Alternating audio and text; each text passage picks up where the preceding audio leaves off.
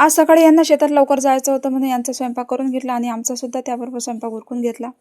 इकडे माझं एक पिल्लू झोपेल होतं आणि एक पिल्लू उठेल होतं. आता मी उठली की माझ्या मग माझी मुलगी हजर. छान असं आभाळ आलेलं होतं. म्हटलं आज पाऊस नक्कीच येणार. आणि गजानन महाराजच्या मंदिरावर मस्तपैकी गाणी सुरू होती सकाळी.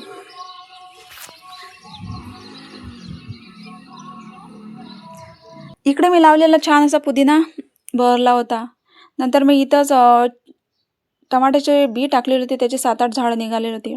हे विकत आणलेलं मी जास्वंदाचं झाड आहे. 8-15 दिवस झाले पण याला एक सुद्धा कोंब आलेला नाही. आणि काल मी हा असा छान असा वेल लावलेला होता. आता माझा मुलगा किती पण सायकल चालू, पण सकाळी उठल्यानंतर त्याला सायकल पाहिजेच पाहिजे. आज म्हटलं सुट्टीचा दिवस आहे तर मस्तपैकी कट काढला. मस्तपैकी मुलांची छान अशी अंघोळ घालून दिली. आणि 4 वाजता मी कामामध्ये गुंतली आणि माझ्या मुलांनी असं लगीन लावलं. चुलीमधला कोळसा घेऊन डाळी मिसळ बनवली होती. संध्याकाळी छान असं पाणीपुरीचा बेत बनवला होता. पाणीपुरी, शेवपुरी, दहीपुरी.